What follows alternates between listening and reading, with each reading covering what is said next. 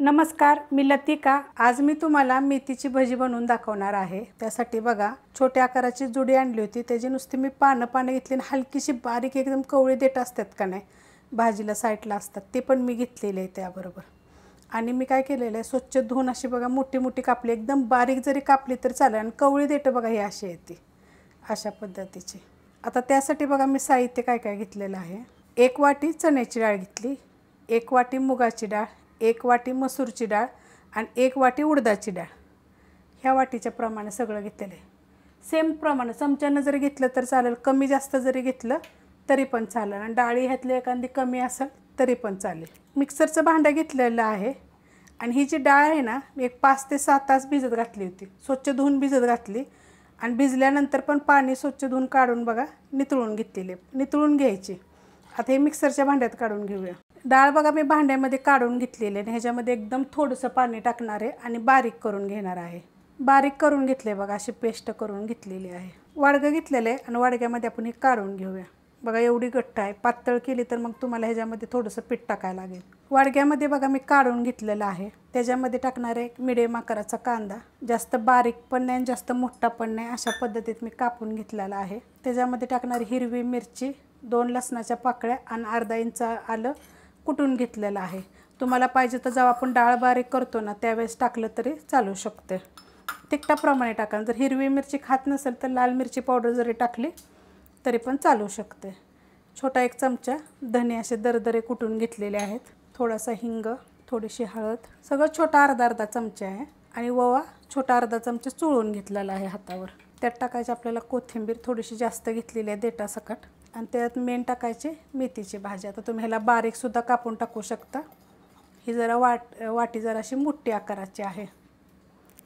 मी थोडी अशी मोठी कारण आमच्यात मेथी खूप आवडते, एकदम बारीक करत नाही पण त्याची पूर्ण अशी चव निघून जाते, तर थोडीशी अशी मोठीच केलेली आहे मी। तर तुम्ही आवडीप्रमाणे करा। ह्याच्यामध्ये चवीप्रमाणे टाकायचं मीठ आणि ह्याच्यामध्ये 1 चमचा टाकायचे फक्त बेसन पीठ। त्या जागी तुम्ही तांदळाचं पीठ पण टाकू शकता, ह्या चमच्याच्या मापानं आहे। आता हे सगळं आपल्याला मिक्स करून घ्यायचे। मिक्स करून घेतले बघा व्यवस्थित असं। आता त्याच्यामध्ये मी टाकणार आहे कढीपत्ता, एकदम बारीक पानं आहे ती, थोडीशी तोडून जरी टाकली तरी चालेल, छोटे असल्यामुळे मी असे टाकणार आहे अख्खे।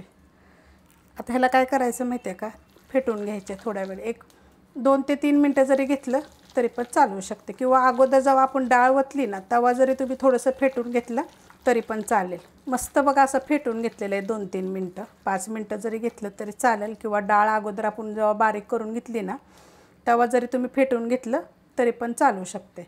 आणि तुम्हाला जर डाळीचं नाही करायचं असेल का नाही तर सेम पद्धतीने बेसन पिठाचं करू शकता। त्याच्यामध्ये 2 चमचे तुम्ही तांदळाचं पीठ टाका। मस्त असं बघा मिक्स झालेलं आहे। आता आपण करून घेऊया। आता तुम्हाला पाहिजे असेल तर तुम्ही ह्याच्यामध्ये 2 चिमूट सोडा पण टाकू शकता, 1 चमचा कडक गरम तेल पण ह्याच्यामध्ये तुम्ही टाकू शकता। आता आपण बनवायला घेऊया। तेल बघा आपलं चांगलं कडक गरम झालेलं आहे, जास्तच गरम झालं आहे आज। एवढं गरम पण कधी करायचं नाही, कारण काय होतं वरून लाल होतात आणि आतून मग तसेच राहतात बघा। काय झालं माहिती आहे का, बेल वाजली त्यामुळे ही बारीक करून बघायला गेले कोण आहे म्हणून। तर अशा पद्धतीत टाकून घ्यायची। ते छान होतात का नाही, तेलकट होत नाहीत, काही नाही। आणि खूप रेसिपी तुम्हाला वेगवेगळ्या पद्धतीने दाखवते। रेसिपी बघितली की एक लाईक आणि कमेंट जरूर करत जावा। आता आपली कढई का नाही छोटीशी आहे, तर आपण एवढंच पहिलं करून घेऊया फ्राय। फेस बघा कमी झालेला आहे। आता आपण काय करतो माहिती आहे का, भजी सोडल्यानंतर असा फेस येतो वरती, मग फेस आला का नाही की तो थोडा कमी झाला की मग पलटी करायची। मस्त होतात बघा, करून बघा एकदा। असं काय होतं माहिती आहे का, मेथीची भजी वगैरे आपल्या शरीरासाठी पण चांगली असते ती, आणि करून बघायची, चवीला मस्त लागतात। आता हे आपण फ्राय करूया चांगले। मस्त असा बघा कलर आलेला आहे। त्याच्यात टाकणार आहे बघा ह्या 4 मिरच्या मधोमध फोडून घेतलेल्या आहेत आणि ह्याला पण ह्याच्यावर फ्राय करून घेऊया। मस्त बघा अशा मिरच्या पण फ्राय झालेल्या आहेत आणि भजींचा पण कलर एकदम मस्त आलेला आहे। आता असं नितळून घ्यायचं। तर बघा अशा पद्धतीत बिलकुल तेलकट नाहीत बघा, तुमच्या समोर काढते बघा हे असे। आणि काय होतं माहिती आहे का, त्या पावसाळ्याच्या दिवसामध्ये ना असं भजी बिजी खायला बरं वाटतं। विकतच्या खाण्यापेक्षा आपलं घरचं पीठ वगैरे दळून आणून जर केले ना तर एकदम मस्त बघा, गोल एकदम टमटमीत असे झालेले आहेत। सोड्याचा वापर केलेला नाही आहे बिलकुलसुद्धा। हे बघा वरून एकदम कुरकुरीत आणि आतून बघा किती जाळीदार मस्त असे झालेले आहेत।